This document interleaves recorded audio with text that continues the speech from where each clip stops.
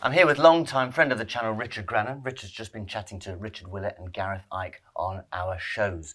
Richard is seen on the Portrait of a Narcissist film, which you can see exclusively on Ickonic.com. Richard, I'm curious, right? Great film, Portrait of a Narcissist. Thank you. I learned a lot from it. I found that it seems like narcissists themselves have probably had a bad upbringing. Mm-hmm. I'm curious as to how we could employ a sort of trauma-informed response that might raise our levels of compassion. I think the proper way to view the situation is twofold, which is that we need to understand that these are people who've experienced very intense childhood trauma that's driven them to choose a way of viewing the world that is protective. It's a defense. Narcissism is a defense. It's a defense born of denial that puts the narcissist into a delusional state. So that would be where the compassion would come from. That compassion is a double-edged sword, and the compassion for them needs to be mirrored in our compassion for ourselves. Yes, they are wounded. Yes, they were once a child and they suffer. And also, there's not very much we can do for them, and we have to protect ourselves. So it's the compassion is for them and for us, and it's kind of an accepting who they are and what they are and are not capable of. And understanding that if they truly have narcissistic personality disorder, any and all contact with them is an opportunity for abuse. Right. Okay, so we need to protect ourselves. We need to boost our self-image. What ways would you recommend to people that they could boost their self-image?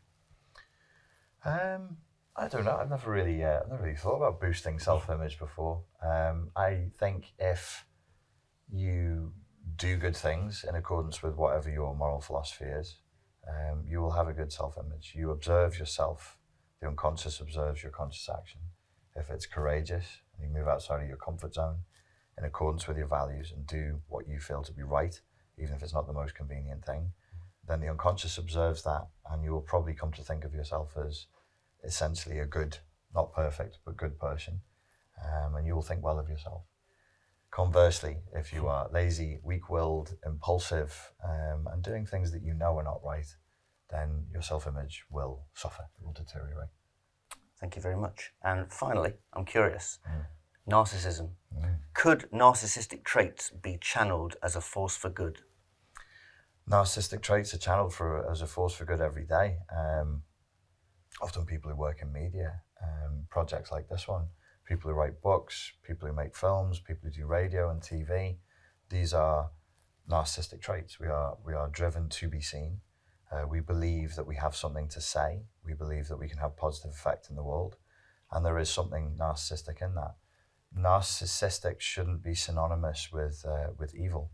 Narcissistic personality disorder creates a lot of chaos and pain in people's lives, but everybody has latent narcissism within them. We all went through a narcissistic phase when we were toddlers. The human condition is narcissistic. We are a solipsistic creature. We're delusional in order to survive in the world. And yes, you can absolutely harness narcissistic traits as a force for good. Fantastic. Well, that's great news. Thank you very much. Richard Grannon, aka the Spartan Life Coach. You can find more of Richard at richard.grannon on Instagram or richardgrannon.com. Thank you very much. Thank you, sir. Much appreciated. Cheers.